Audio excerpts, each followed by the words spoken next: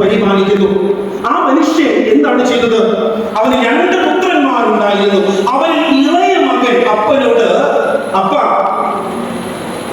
വസ്തുവിൽ എനിക്ക് വരേണ്ടുന്ന പങ്ക് തരണമേ എന്ന് പറഞ്ഞു. എന്താണ് പറഞ്ഞത്? ഇളയ മകൻ അപ്പനോട്, എനിക്ക് എന്റെ അവകാശം വേണം, I want my share and give it to me.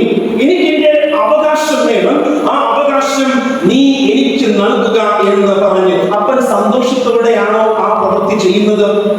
ഈ കഥയിൽ the answer is no. He was not happy. കാരണം അപ്പൻ ആ കുടുംബത്തിൽ, ആ ഭവനത്തിൽ ഇളയ മകനോ മൂത്ത മകനോ ഒരു കുറവും വരുത്തിയിരുന്നില്ല.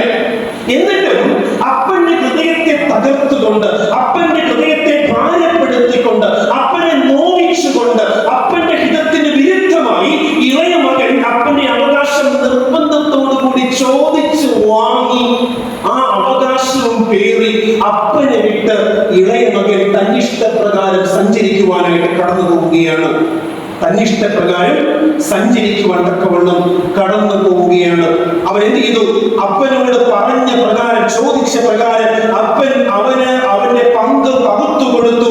അവൻ അവർക്ക് പകുത്തു കൊടുത്തിട്ട് ഏറെ നാൾ കഴിയും മുൻപേ ഇളയ മകൻ സകല സമ്പത്തും സ്വരൂപിച്ചിട്ട് അവൻ ദൂരദേശത്തേക്ക് യാത്രയായി. അവിടെ അവൻ ആരായി ജീവിച്ചു? ദുർനടപ്പുകാരനായി ജീവിച്ചു. ദൈവം നമ്മോട് സംസാരിക്കുവാൻ പോവുകയാണ് ഈ കഥയിലൂടെ. ആ ഇളയ മകൻ അപ്പന്റെ അവകാശമൊക്കെ വാങ്ങിച്ച്, അതൊക്കെ കൈവശപ്പെടുത്തി, അതൊക്കെ എന്ത് ചെയ്തു? സ്വരൂപിച്ചിട്ട് ആ സകല സമ്പത്തും എടുത്തുകൊണ്ട് അപ്പനെ ഉപേക്ഷിച്ച്, അപ്പനെ വിട്ടുകളഞ്ഞ്, അപ്പനെ വേദനിപ്പിച്ച് ഇളയ മകൻ വീട് വിട്ടു പോയപ്പോൾ അപ്പൻ എങ്ങനെയായിരിക്കാം അതിനെ നേരിട്ടത്? അദ്ദേഹത്തിന്റെ ഹൃദയം തകർന്നു പോയിരിക്കാം. ഇളയ മകൻ തന്നെ വിട്ട് ദൂരത്തേക്ക് യാത്ര ചെയ്യുന്ന കാഴ്ച അപ്പന്റെ ഹൃദയത്തെ തകർത്ത് കളഞ്ഞു. He could not take it any longer. He could not even sleep anymore. അവനെ സ്വതന്ത്രമായി അല്ലെങ്കിൽ സന്തോഷത്തോടെ അപ്പൻ ഉറങ്ങുവാൻ തക്കവണ്ണം സാധിച്ചില്ല. ഹൃദയത്തെ തകർത്തുകൊണ്ട് ഇളയ മകൻ അപ്പനെ വിട്ട് നടന്നു പോവുകയാണ്. ആ കാഴ്ച അപ്പന്റെ ഹൃദയത്തെ തകർത്ത് കളഞ്ഞു. അവൻ അവിടെ പോയി, അവൻ ഇഷ്ടമുള്ള സ്ഥലത്തേക്ക് അവൻ യാത്ര ചെയ്ത് അവിടെ പോയി അവൻ ദുർനടപ്പുകാരനായി ജീവിച്ചു. അവന്റെ വസ്തുവകകൾ അവൻ എന്താ ചെയ്തത്? നാമാവിശേഷമാക്കി, അല്ലെങ്കിൽ നാനാവിധമാക്കി കളഞ്ഞു. That means he spent the money in whatever he wants. അവന് തോന്നിയതുപോലെ തന്നിഷ്ടപ്രകാരം അവൻ തന്റെ സമ്പത്തിനെ എന്ത് ചെയ്തു കളഞ്ഞു?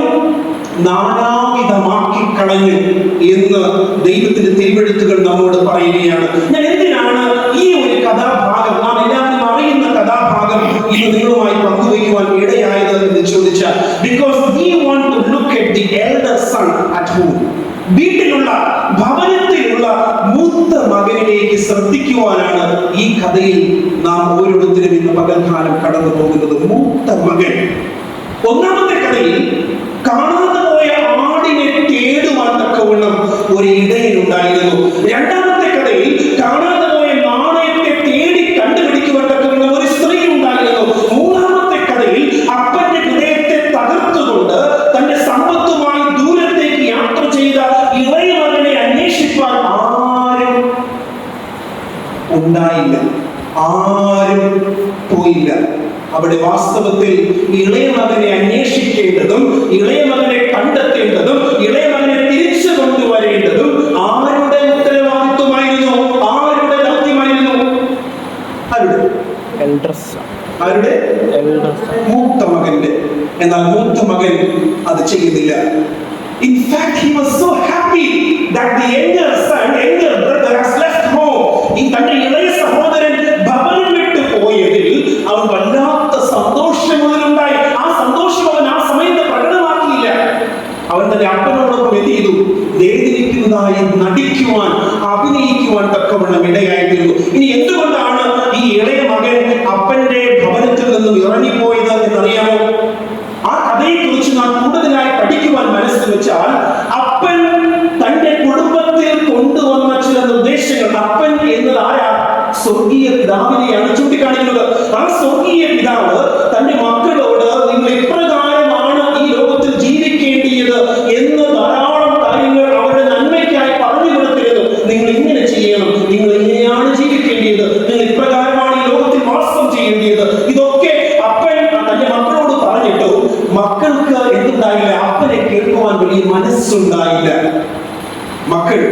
അപ്പനെ കേൾക്കുവാൻ മനസ്സുണ്ടായില്ല.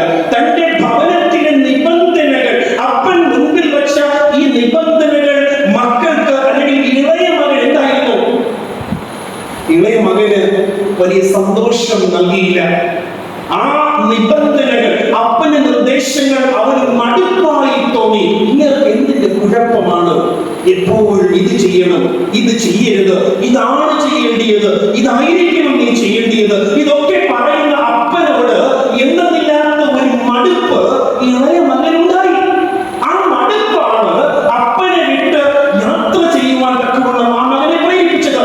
നമ്മുടെ കുടുംബങ്ങളിൽ, നമ്മുടെ മധ്യത്തിലും ആ അനുഭവങ്ങൾ നമുക്കുണ്ടാകാം. നാം പലപ്പോഴും നന്മയ്ക്കായി പറയുന്ന പല കാര്യങ്ങളും അത് കേൾക്കുന്നവർക്ക് തിന്മയായി തോന്നുകയും അവർ അപ്പനെയും അല്ലെങ്കിൽ ഈ ഇളയ മകൻ അപ്പനെ വേദനിപ്പിച്ചുകൊണ്ട് ആ ഹൃദയത്തെ തകർത്തുകൊണ്ട് വീട് വിട്ടതുപോലെ ഇന്നും അനേക മക്കളും അവരുടെ മാതാപിതാക്കളെ എത്തിക്കുകയാണ്, തെറ്റിദ്ധരിക്കുകയാണ്. They are misunderstanding. അവർ തെറ്റിദ്ധരിക്കുകയാണ്. അപ്പന്റെ നിബന്ധനകൾ അവന് മടുപ്പായി തോന്നി. അവൻ എന്ത് ചെയ്തു? ഞാൻ അറിവുള്ളവനാണ്, എനിക്ക് പക്വതയുണ്ട്, എനിക്ക് തിരഞ്ഞെടുക്കുവാനുള്ള സ്വാതന്ത്ര്യമുണ്ട്. So I know what I should do. Who are you to tell me what I should do? എന്താണ് ഞാൻ ചെയ്യേണ്ടത്, എന്താണ് ഞാൻ പ്രവർത്തിക്കേണ്ടത് എന്നൊക്കെ നിർദ്ദേശിക്കുവാൻ അപ്പൻ ആരാണ് എന്ന് ചിന്തിക്കുന്ന ഒരു തലമുറ. അങ്ങനെ ആര് ചിന്തിക്കുന്നു? ഇളയ മകൻ മനസ്സിൽ ചിന്തിക്കുകയാണ്, തന്റെ സ്വാതന്ത്ര്യം നഷ്ടപ്പെടുന്നു, ഞാൻ അപ്പന്റെ വലയത്തിനുള്ളിലാണ്, എനിക്ക് സ്വന്തമായി ചിന്തിക്കുന്ന കാര്യങ്ങൾ ചെയ്യുവാനുള്ള സ്വാതന്ത്ര്യം എന്റെ വീട്ടിലില്ല എന്ന ചിന്താഗതി ഇളയ മകനെ വല്ലാതെ ബാധിക്കുവാൻ തക്കവണ്ണം തുടങ്ങി.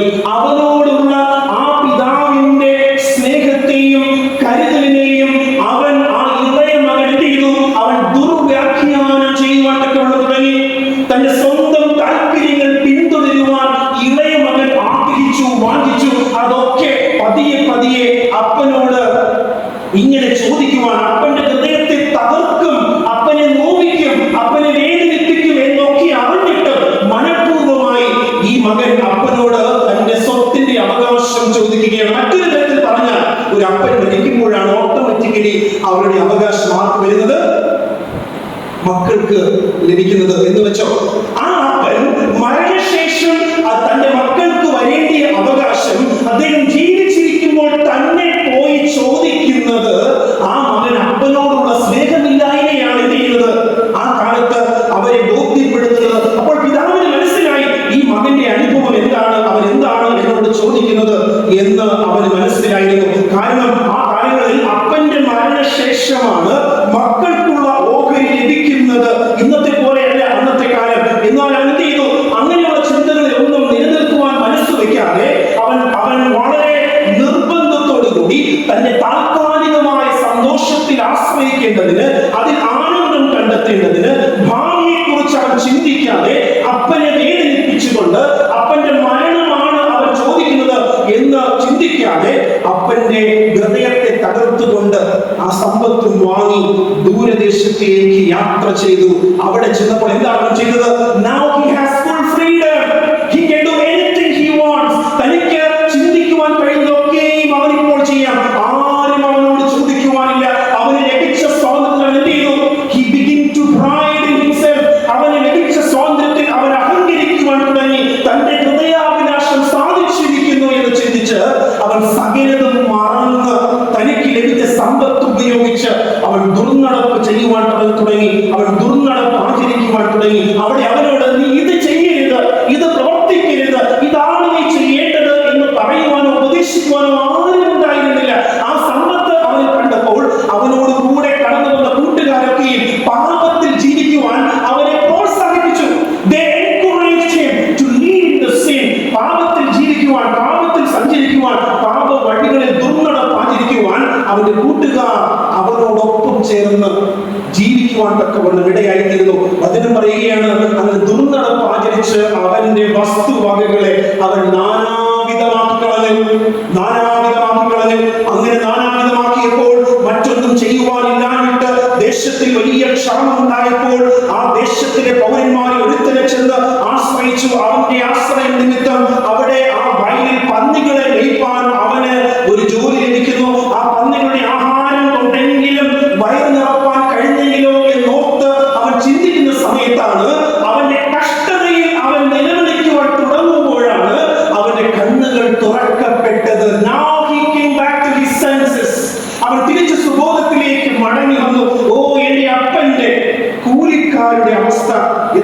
നന്നായിരിക്കുന്നു. അവർ എത്ര നന്നായിട്ടാണ് എന്റെ ഭവനത്തിൽ, ആ ഭവനത്തിൽ അപ്പനോടുകൂടെ ജീവിക്കുന്നത്. ഞാൻ മടങ്ങി ചെന്നാൽ തീർച്ചയായും ആ അപ്പൻ എന്നെ സ്വീകരിക്കും എന്ന ബോധ്യം അവനുണ്ടാവുകയും അവരെന്താ പറഞ്ഞത്? മനസ്സിൽ ചിന്തിക്കുന്നു, ഞാൻ അപ്പനോട് പോയി ഇങ്ങനെ പറയും, അപ്പ ഞാൻ സ്വർഗത്തോടും നിന്നോടും പാപം ചെയ്തിരിക്കുന്നു. ഇനി നിന്റെ മകൻ എന്ന പേരിന് ഞാൻ യോഗ്യനല്ല. നിന്റെ കൂലിക്കാരിൽ ഒരുത്തനെ പോലെ എന്നെ ആക്കണമേ എന്ന് പറയുമെന്ന് പറഞ്ഞു. അങ്ങനെ അവൻ മനസ്സിൽ ചിന്തിച്ച് ഒരു തീരുമാനമെടുത്ത് he decided to go and meet his father. തന്റെ പിതാവിനെ കാണുവാൻ ആ തീരുമാനത്തോടു കൂടി ഒന്നുമില്ലാത്തവനായി, കയ്യിലൊന്നുമില്ലാത്ത ഒരു യാചകനെ പോലെ മുടിയൊക്കെ നീട്ടി വളർത്തി ക്ഷീണിതനായി വളരെയധികം ശുഷ്കിച്ച ശരീരത്തോടു കൂടി ആ മനുഷ്യൻ അപ്പന്റെ അടുക്കിലേക്ക് യാത്ര ചെല്ലുകയാണ്. ദൂരത്തു നിന്നും അവൻ തന്റെ അപ്പനെ കാണുന്നു. വാസ്തവത്തിൽ അപ്പൻ അവനെ കാത്തിരിക്കുകയായിരുന്നു.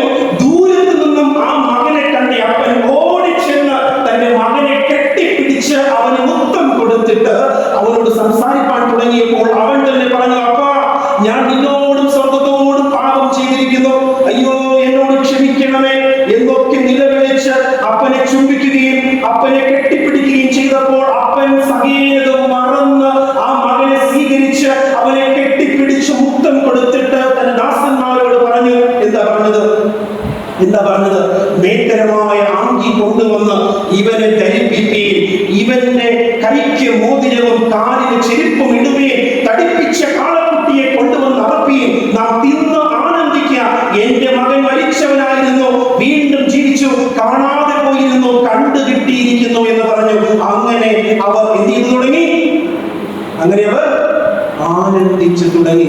Now comes the elder one. ഇപ്പോൾ ആയിരുന്നു വീട്ടിൽ വലിയ ഘോഷം കേൾക്കുന്നു, വീട്ടിൽ വലിയ ഉത്സവ അന്തരീക്ഷം കേൾക്കുന്നു, പാട്ടും വലിയ കരഘോഷങ്ങളും ഒരു ഉത്സവ പ്രതീതി മൂത്ത മകൻ കേട്ടുകൊണ്ട് ഇവിടെ നിന്ന് കയറി വരുന്നു. മൂത്ത മകൻ കയറി വരികയാണ്. 25-ാമത്തെ വാക്യം. അവന്റെ മൂത്ത മകൻ എവിടെയായിരുന്നു? വയലിൽ ആയിരുന്നു. മൂത്ത മകനെ നാം ചിന്തിക്കുമ്പോൾ വളരെ ശ്രദ്ധയോടെ മൂത്ത മകൻ ഓരോ കാര്യങ്ങൾ പറയുന്നത് ശ്രദ്ധിക്കുക. മൂത്ത മകൻ represents who in this story? അത് മനസ്സിലാക്കുമ്പോൾ we will be astonished how Jesus want to speak to us. നമ്മൾ എന്താണ് ദൈവം സംസാരിക്കാൻ താല്പര്യപ്പെടുന്നത്? ഈ മൂത്ത മകൻ വയലിൽ വേല ചെയ്യുകയായിരുന്നു. അവൻ വേല ചെയ്ത് കടന്നു വരുന്ന സമയത്ത് വചനം പറയുകയാണ്, അവൻ വന്ന് വീടിനോടടുത്തപ്പോൾ വാദ്യവും നൃത്തഘോഷവും കേട്ടു. ബാല്യക്കാരെ ഒരുത്തനെ വിളിപ്പിച്ചു. ഇതെന്താണ് ഇവിടെ നടക്കുന്നത് എന്ന് ചോദിച്ചു. അവനോട്, നിന്റെ സഹോദരൻ മടങ്ങി വന്നിരിക്കുന്നു, നിന്റെ അപ്പൻ അവനെ സൗഖ്യത്തോടെ കിട്ടിയത് കൊണ്ട് തടിപ്പിച്ച കാളക്കുട്ടിയെ അറുത്തു എന്ന് പറഞ്ഞു. അപ്പോൾ അവൻ എന്ത് ചെയ്തു? കോപിച്ചു. അവൻ എന്താ ചെയ്തത്? മൂത്ത മകൻ ഇപ്രകാരമാണ് ആ വാദ്യഘോഷത്തിന്റെ കാരണമെന്ന് മനസ്സിലാക്കിയപ്പോൾ he was so upset and he was so angry. അവൻ വളരെ ദേഷ്യത്തിലായി, വളരെ കോപത്തിലായി. അവൻ അകത്ത് കടക്കാൻ പോലും മനസ്സില്ലാതെ പുറത്തു നിന്നു. അപ്പോൾ അപ്പൻ പുറത്തു വന്നിട്ട് അവനോട് അപേക്ഷിച്ചു. അവനോട്, ഇത്ര കാലമായി ഞാൻ നിന്നെ സേവിക്കുന്നു, നിന്റെ കൽപ്പന ഒരിക്കലും ഞാൻ ലംഘിച്ചിട്ടില്ല. എന്നാൽ എന്റെ ചങ്ങാതികളുമായി ആനന്ദിക്കേണ്ടതിന് നീ ഒരിക്കലും എനിക്ക് ഒരു ആട്ടിൻകുട്ടിയെ തന്നിട്ടില്ല. വേശ്യമാരോട് കൂടി നിന്റെ മുതൽ തിന്നുകളഞ്ഞ ഈ നിന്റെ മകൻ ആരാ? ഈ നിന്റെ മകൻ അവന്റെ ആരാ? സഹോദരൻ പറയുകയാണ്, ഈ നിന്റെ മകൻ ഇപ്പോൾ തിരിച്ചു വന്നപ്പോഴോ എന്ത് ചെയ്തിരിക്കുന്നു?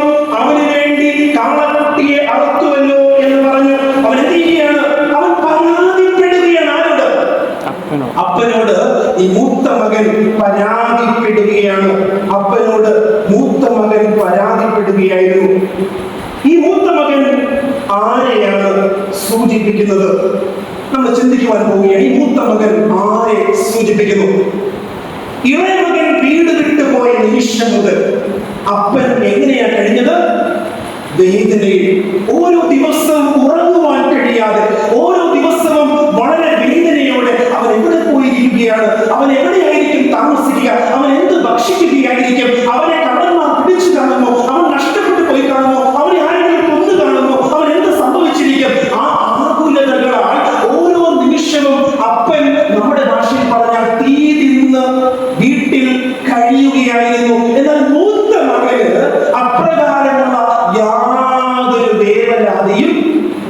ഇല്ലായിരുന്നു. യാതൊരു വേവലാതിയുമില്ല, യാതൊരു ആവലാതികളുമില്ല. ഈ മൂത്ത മകൻ ആരാണ്? ഇളയ മകൻ ആരാണ്? നാം ചിന്തിച്ചാൽ നാം തീർച്ചയായും ഞെട്ടുവാൻ തക്കവണ്ണം ഇടയായിത്തീരും. ഇവൻ എന്താ ചെയ്തത്?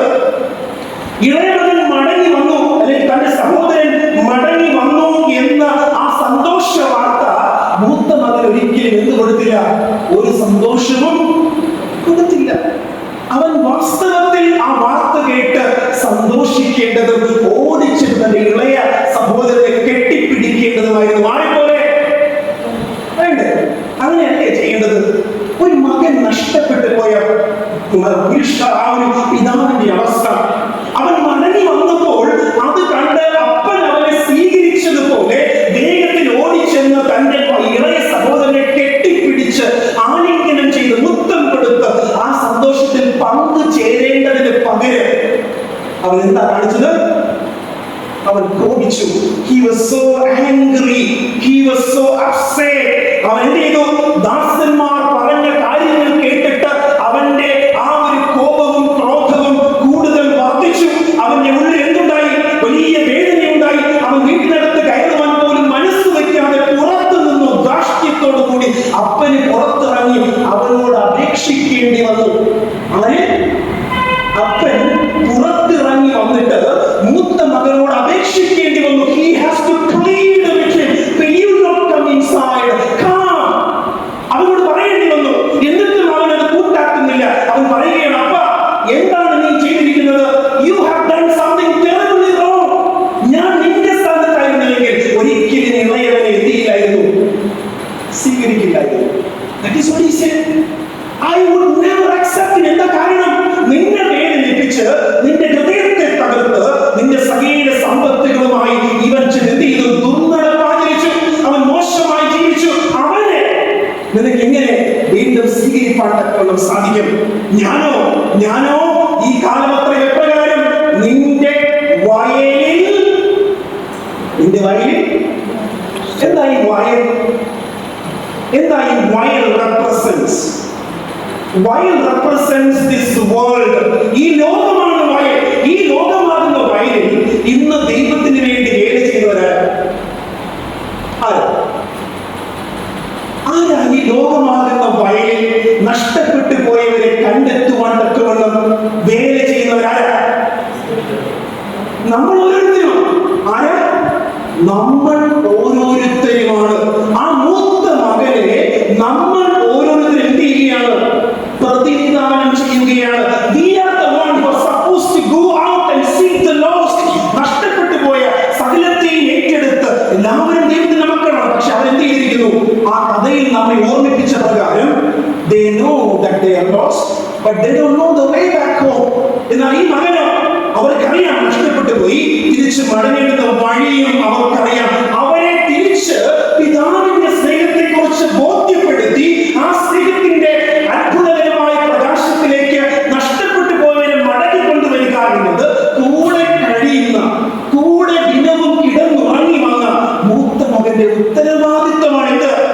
ഭവനത്തിൽ വിറങ്ങലിച്ച് വേദനയോടെ നിലവിളിച്ച് ദുഃഖാർത്ഥനായി സങ്കടത്തോടെ കഴിയുന്ന അപ്പന്റെ വേദനയെ പോയി പറഞ്ഞ് അവനെ തിരിച്ചു കൊണ്ടുവരിക എന്നത് ആരുടെ ഉത്തരവാദിത്വമാണ്?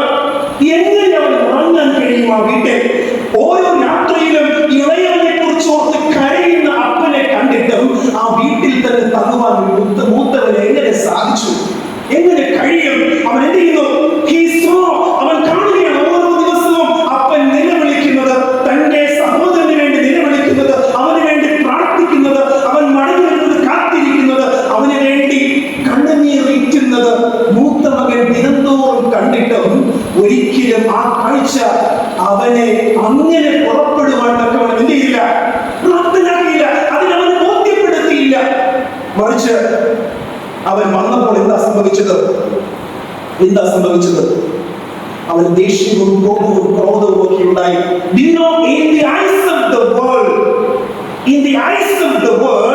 ഇളയ മകൻ ദുഷ്ടനും മൂത്ത മകൻ നല്ലവനുമായിരുന്നു. എന്താ കാരണം? ഇളയ മകൻ അപ്പനെ വേദനിപ്പിച്ച് അപ്പന്റെ സ്വത്തും പിടിച്ചു വാങ്ങി അപ്പനെ നശിപ്പിച്ച് അപ്പനെ വേദനിപ്പിച്ചു പോയി. അപ്പോൾ നാട്ടുകാർ പറഞ്ഞു, എത്ര ദുഷ്ടനായ മനുഷ്യനാണ് ആ ഇളയ മകൻ, അപ്പനെ ഇങ്ങനെ വേദനിപ്പിച്ചു.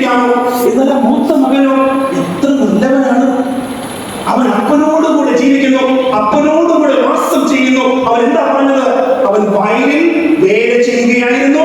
അവൻ പറഞ്ഞത് എന്തായിരുന്നു? അപ്പാ, ഞാൻ ഈ കാലമൊക്കെ എന്ത് ചെയ്യുന്നു? നിന്നെ സേവിക്കുന്നു. I am serving you for all these years. ഞാൻ നിന്നെ സേവിക്കുന്നു. നിന്റെ കൽപ്പന ഒരിക്കലും എന്ത് ചെയ്തിട്ടില്ല? ഒരിക്കലും ലംഘിച്ചിട്ടില്ല. ഈ ലോകത്തിൽ നാം എന്ത് ചെയ്യുകയാണ്? ഇന്ന് അവകാശപ്പെടുകയാണ്, we serve the Lord God Almighty. We walk in His field and we also keep God's law. But there is something missing. There is something missing. Though we claim to keep the law, though we claim to be working in God's field, but there is something that is missing within us. അതാണ് ദൈവം ഈ കഥയിലൂടെ നമ്മോട് പറയുന്നത്. Ellen White writes, Ellen White എന്താ പറയുന്നറിയാമോ? Ellen White writes, the elder son represents the Jewish nation. ആരെ? മൂത്ത മകൻ യഹൂദന്മാരെ, യേശുക്രിസ്തുവിന്റെ കാലത്തുണ്ടായിരുന്ന യഹൂദന്മാരെ മൂത്ത മകൻ പ്രതിനിധാനം ചെയ്യുന്നു. Christ of the lessons page number 222 പറയുകയാണ്, ആ മൂത്ത മകൻ യഹൂദന്മാരെ സൂചിപ്പിക്കുന്നു. യഹൂദന്മാർക്ക് എത്തിയില്ല, യഹൂദന്മാർക്ക് താല്പര്യം ഉണ്ടായിരുന്നില്ല. നഷ്ടപ്പെട്ടു പോയ ദൈവത്തിന്റെ മറ്റേ മക്കൾ, എനിക്ക് ഇവരെ കൂടാതെ വീണ്ടും ധാരാളം വേറെ ആടുകളുണ്ട് കേട്ടോ എന്ന് പറഞ്ഞപ്പോൾ ആ ആടുകളെ കുറിച്ച് ആരും ബോധവാന്മാരായിരുന്നില്ല. മൂത്ത മക്കൾ, ദൈവത്തിന്റെ സ്വന്തം മക്കൾ, ദൈവത്തിന്റെ കൽപ്പനകൾ പ്രമാണിക്കുന്നവർ എന്ന് അവകാശപ്പെട്ട, ദൈവത്തിന്റെ ആ തോട്ടത്തിൽ ദൈവത്തിന്റെ വയലിൽ വേല ചെയ്യുന്നവർ എന്ന് അവകാശപ്പെട്ട അവർ അപ്രകാരം നഷ്ടപ്പെട്ടു പോയ ഇളയ മക്കളെ കുറിച്ച് ബോധവാന്മാരേ ആയിരുന്നില്ല. They were not careful. They don't want to see that which was lost. നഷ്ടപ്പെട്ടു പോയവരെ അന്വേഷിക്കാൻ, ഇളയ മകനെ കണ്ടെത്തുവാൻ, വേദനിച്ച് അപ്പന്റെ അടുക്കൽ ഇളയ മകനെ കണ്ടെത്തി കൊണ്ടുവന്ന് കൊടുക്കുവാൻ മൂത്ത മക്കൾക്ക് യാതൊരു താല്പര്യം ഉണ്ടായിരുന്നില്ല. They represents the Jewish nation, the Jewish people. If they represents literally അവരെയാണ് സൂചിപ്പിക്കുന്നതെങ്കിൽ ആത്മീയ അർത്ഥത്തിൽ ഈ മൂത്ത സഹോദരന്മാർ ആരെ സൂചിപ്പിക്കുന്നു? ഓരോ സെവൻത് ഡേ അഡ്വന്റിസ്റ്റുകാരെ സൂചിപ്പിക്കുന്നു. Why did I say that? ഇവിടെ അവൻ എന്ത് ചെയ്യുന്നു? മൂത്തമകൻ പറഞ്ഞു, he claimed to know his father. He claimed to work in the father's field. He claimed to serve the Lord. He claimed to keep the law. ദൈവത്തിന്റെ കൽപ്പനകളെ പ്രമാണിക്കുന്നു എന്ന് അവൻ അവകാശപ്പെടുന്നു. ദൈവത്തിന്റെ വയലിൽ വേല ചെയ്തു വരുന്നു എന്ന് അവൻ അവകാശപ്പെട്ടു. അവൻ ദൈവത്തെ സേവിക്കുന്നവനാണ് എന്ന് സ്വയം അവകാശപ്പെടുന്നു. ഇതൊക്കെ ചെയ്തിട്ടുണ്ട്. Something lacking in his life. എന്തായിരുന്നു അറിയാമോ? എന്തായിരുന്നു? There is only one thing that was lacking. If that would lack in our life, we all will be lost. ആ ഒരു കാര്യം നമ്മിൽ കുറവുള്ളവരായി കാണുവാൻ തക്കവണ്ണം ഇടയായാൽ നാമും അപ്രകാരം തള്ളപ്പെട്ടവരെ പോലെ ആയിത്തീരും എന്ന് ദൈവത്തിന്റെ തിരുവെഴുത്തുകൾ നമ്മോട് പറയുകയാണ്. ഇവിടെ മകനോട് അപ്പൻ സംസാരിക്കുന്നു, മകനെ നീ എന്താണ് ഈ പറയുന്നത്? അയ്യോ, എനിക്ക് നിന്നോട് വല്ലാത്ത സ്നേഹമാണ്, നീ എന്നോട് കൂടെ ഇരിക്കുന്നുവല്ലോ. എന്നാൽ കാണാതെ പോയ മറ്റുള്ള ആളുകളോ മറ്റുള്ള ഇപ്രകാരമുള്ള മക്കളോ അവരെ കുറിച്ച് ഒക്കെ പിതാവ് പറയുകയാണ്. എന്നാൽ ഈ ബുദ്ധിശൂന്യനായ അഹങ്കാരിയായ മൂത്ത മകൻ മാനസാന്തരപ്പെട്ട് ദൈവത്തിന്റെ അടുക്കൽ മടങ്ങി വന്നു. അവൻ ദൈവത്തെ സ്നേഹിച്ചു, അവൻ ദൈവത്തെ പുണർന്നോ, പിതാവിനെ അംഗീകരിച്ചോ, പിതാവിന്റെ വാക്കുകളെ ഏറ്റെടുത്തോ എന്നൊന്നും ഈ കഥ പറയുന്നില്ലെങ്കിലും അത് നമുക്ക് തീരുമാനിക്കുവാനായിട്ട് എന്ത് ചെയ്യുകയാണ്? ദൈവം വിട്ടു തന്നിരിക്കുകയാണ്. നമ്മെ ഓരോരുത്തരെയും ഒരു തീരുമാനം എടുക്കുവാൻ തക്കവണ്ണം വിട്ടു തന്നിരിക്കുകയാണ്. ഇളയമകൻ വന്നപ്പോൾ ആ സ്നേഹത്തോടെ തന്നെ വേദനിപ്പിച്ച് ഇറങ്ങിപ്പോയവൻ തിരിച്ചു മടങ്ങി വന്നപ്പോൾ സ്വാഭാവികമായി നമ്മളാണ് എന്ത് ചെയ്യും? നമ്മെ വേദനിപ്പിച്ചിട്ട് ഇറങ്ങിപ്പോയവർ ആരായിരുന്നാലും ശരി, സ്വാഭാവികമായും അവരോട് പഴയതുപോലെ സ്നേഹിപ്പാൻ നമുക്ക് എന്ത് ചെയ്യത്തില്ല? സാധിക്കുകയില്ല. But it is not with the father. He was entirely a different person. അവൻ വ്യക്തമായി വ്യത്യസ്തനായിരുന്നു. With that agape love, ആ വലിയ നിത്യസ്നേഹത്താൽ പിതാവ് തന്റെ മകൻ തന്നെ വേദനിപ്പിച്ചു, തന്നെ വല്ലാതെ കുത്തി നോക്കിച്ചു, തന്നെ കൊന്നിട്ടാണ് അവൻ ഇറങ്ങിപ്പോയത് എന്ന് വരികയും അവൻ മടങ്ങി വന്നപ്പോൾ മറ്റൊന്നും ചിന്തിക്കാതെ പൂർണ്ണ ഹൃദയത്തോടെ ആ പിതാവ് ഇളയ മകനെ സ്വീകരിച്ചു. ഓ, എന്നാൽ what is lacking in the elder brother, the elder son, what was lacking? എന്താണെന്നറിയാമോ? അവനെ കുറവായി കാണുന്നത്, അവൻ കൂടെ കഴിഞ്ഞിട്ടും കൂടെ കിടന്നിട്ടും കൂടെ കഴിഞ്ഞുണ്ട്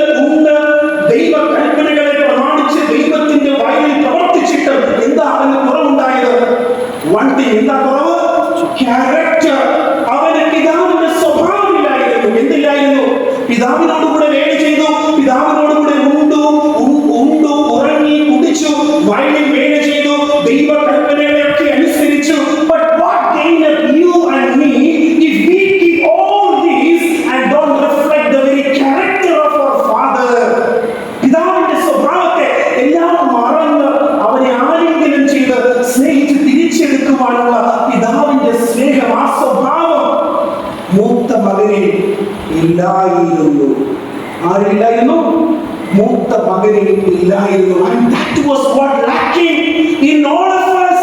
നാം എന്തെങ്കില പിതാവിനെ പോലെ ഈ ലോകത്തിൽ ജീവിക്കാൻ, പിതാവിന്റെ സ്വഭാവത്തെ പോലെ ആ സ്വഭാവത്തെ പ്രതിഫലിപ്പിക്കുവാൻ നമുക്ക് കഴിയാതെ പോകുന്നു. Though we claim to know God, though we keep the law, though we claim to serve the Lord in the field, though we do everything for the glory of God, but if we still lack that very character, what gaineth us? നമുക്ക് എന്താണ് നേട്ടം? എന്താണ് ഗുണം? We are here to reflect the glory of the Lord. നാം ഈ ലോകത്തിൽ വിളിക്കപ്പെട്ടിരിക്കുന്നത് ദൈവത്തിന്റെ സാദൃശ്യത്തെയും ദൈവത്തിന്റെ സ്വരൂപത്തെയും ഈ ലോകത്തിൽ പ്രതിഫലിപ്പിക്കുവാനായിട്ടാണ്. ആ സ്വരൂപത്തെ പ്രതിഫലിപ്പിക്കുവാൻ കൂടെ കഴിഞ്ഞിട്ടും നമുക്ക് സാധിക്കുന്നില്ല എങ്കിൽ നാം കൂടെ കഴിഞ്ഞു എന്ന് അവകാശപ്പെടുന്നതുകൊണ്ട് നമുക്ക് എന്താണ് ഗുണം? So God is calling us through this story, reflect my character. ഞാൻ ആരാ? അധ്വാനിക്കുന്നവരും ഭാരം ചുമക്കുന്നവരുമായുള്ളവരെ എല്ലാവരും എന്തുവീൻ? എന്റെ മുഖം മൃദുവും എന്റെ ചുമട് ലഘുവുമാകുന്നു. നിങ്ങൾ എന്നോട് ഏറ്റ് എന്നെ പഠിപ്പീൻ.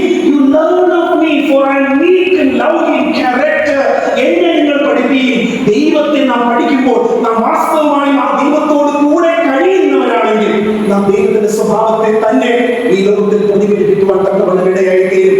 മൂത്ത മകൻ he failed to reflect God's character. He did not have the character of God. അതിനാൽ അവൻ അപ്രകാരം നഷ്ടപ്പെട്ടു പോയവനെ പോലെ ആ വീട്ടിന് പുറത്ത് നിൽക്കേണ്ടവനായി തീർന്നു. നാം ഇന്ന് ഓരോരുത്തരും എപ്രകാരമാണ്?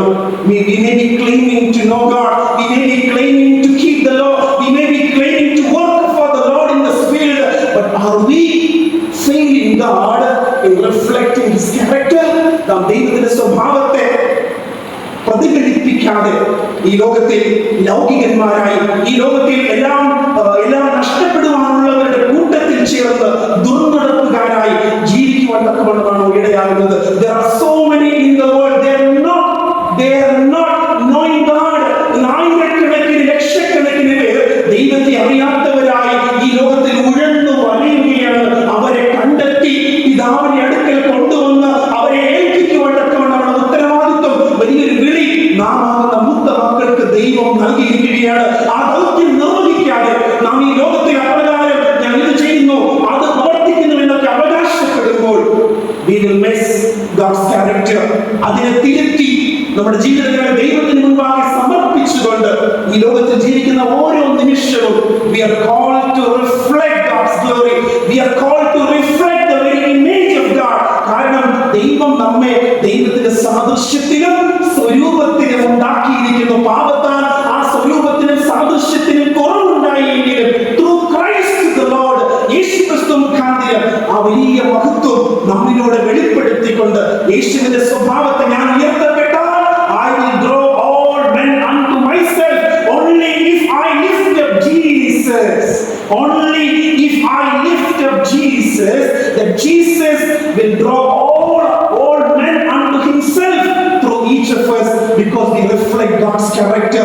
ദൈവത്തിന്റെ സ്വഭാവത്തെ പ്രതിഫലിപ്പിക്കുകയും പ്രിയപ്പെട്ടവരെ, അതിനായി നമുക്ക് പകൽക്കാലം നമ്മെ തന്നെ സമർപ്പിക്കാം. മൂത്ത മകനെ സൂക്ഷിച്ചു നോക്കുകയും അവൻ കൂടെ കഴിയുന്നു, പക്ഷേ അവന് ദൈവത്തിന്റെ സ്വഭാവം ഉണ്ടായിരുന്നില്ല. നാം ഓരോരുത്തരും ഇന്ന് കൂടെ കഴിയുന്നവരായിരിക്കാം, ദൈവത്തെ അനുസരിക്കുന്നവരെന്ന് അഭിമാനിക്കുന്നവരായിരിക്കാം. But do we truly reflect God's character? If not, we will be in danger. Therefore God is calling us to look unto him. ദൈവത്തിലേക്ക് നോക്കി ആ സ്വഭാവത്തിന്റെ മഹിമകളെ കുറിച്ച് ഈ ലോകത്തിൽ വിവരിക്കുവാൻ, ആ സ്വഭാവത്തിൽ ജീവിക്കുവാൻ ദൈവം നമ്മെ വിളിക്കുകയാണ്. You make commitment to the Lord. ദൈവത്തിന് മുൻപാകെ ഒരു സമർപ്പണം, ഒരു ഏറ്റുപറച്ച്, ഒരു മടങ്ങി വരലിന് നമുക്ക് എന്തുകൊണ്ട് ഇന്ന് പകൽക്കാലം തയ്യാറായിക്കൂടാ? Because he wants to reflect him in us.